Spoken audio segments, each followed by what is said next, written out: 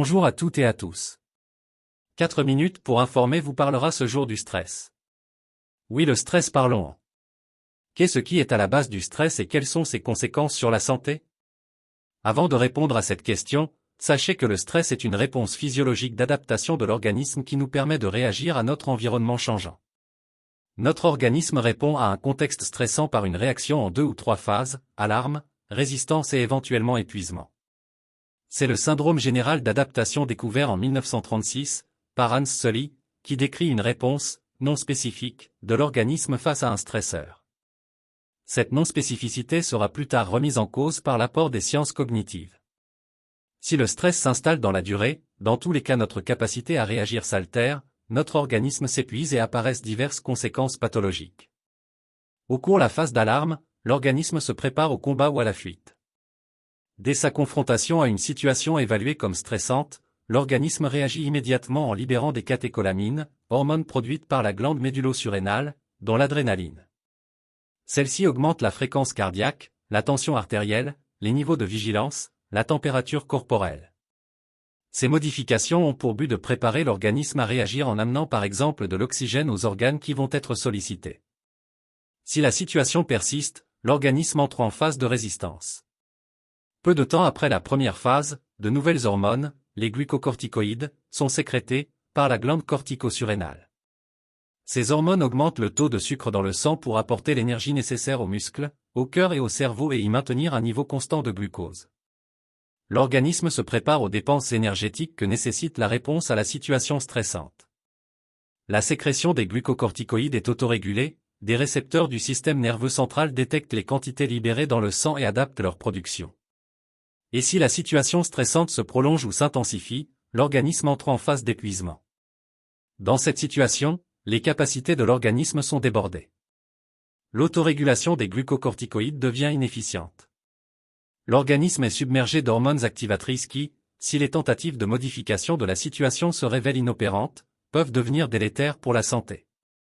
Des études récentes évoquent la possibilité d'une combinaison de 2 mécanismes, une hyperactivité de l'axe corticotrope dans les premiers temps, suivie d'une hypoactivité de ce même axe.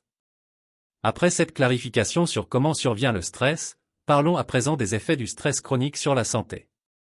Hypertension, nervosité, fatigue, dépression, la liste est longue mais sachez que l'état de stress n'est pas une maladie en soi mais lorsqu'il est intense et qu'il dure, il peut avoir des effets graves sur la santé physique et mentale des travailleurs concernés. Si la situation de stress se prolonge encore, les symptômes précédents s'installent ou s'aggravent, entraînant des altérations de la santé qui peuvent devenir irréversibles.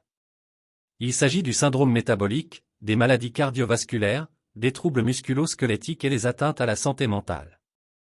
Le syndrome métabolique est l'un des premiers stades pathologiques observables de l'hypersécrétion prolongée de catécholamines et de glucocorticoïdes. Il associe hypertension artérielle, obésité abdominale, résistance à l'insuline et perturbation du métabolisme des lipides sanguins, cholestérol, triglycérides. On sait que le diabète de type 2 est associé au Job-strain du modèle de Karasek, associant forte demande psychologique et faible marge de manœuvre, et à l'insécurité de la situation de travail. L'obésité ou le surpoids est associé au temps de travail prolongé, plus de 55 heures par semaine. Le syndrome métabolique constitue un facteur de risque pour le système cardiovasculaire. Les salariés exposés au Job-strain sont plus fréquemment touchés par ces pathologies.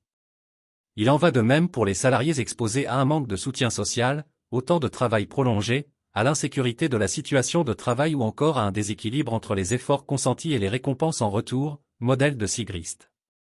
Les troubles musculo-squelettiques des membres supérieurs et du dos sont associés à une combinaison de facteurs de risque, sollicitations biomécaniques, liées à des mouvements répétitifs, aux efforts physiques et aux postures inconfortables, mais aussi forte demande psychologique, faible marge de manœuvre, job-strain, ou encore manque de soutien social.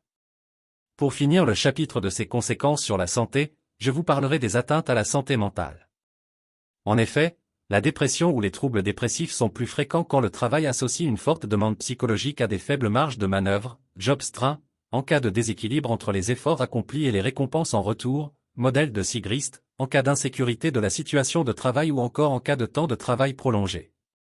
Les idées suicidaires sont globalement associées aux mêmes facteurs de risque. Les troubles anxieux sont notamment en lien avec une forte demande psychologique et un manque de latitude décisionnelle. Les troubles du sommeil sont associés à la demande psychologique et aux violences internes. Le burn-out est associé à la demande psychologique, au manque de marge de manœuvre et de soutien social. Autres conséquences du stress sur la santé. Pour parler des situations de travail stressantes peuvent augmenter le risque d'accident du travail. Le temps de travail prolongé serait un facteur de risque sur le bon déroulement de la grossesse, prématurité en particulier. Pour finir, signalons qu'il n'existe pas de tableau de maladies professionnelles pour les atteintes à la santé liées aux facteurs de stress. Cependant, comme pour l'ensemble des risques professionnels, une maladie non désignée dans un tableau peut être reconnue d'origine professionnelle si un lien direct et essentiel avec le travail habituel de la victime est établi et si la maladie entraîne le décès de celle-ci ou une incapacité permanente au moins égale à 25%. Ce serait tout pour 4 minutes pour informer. À bientôt.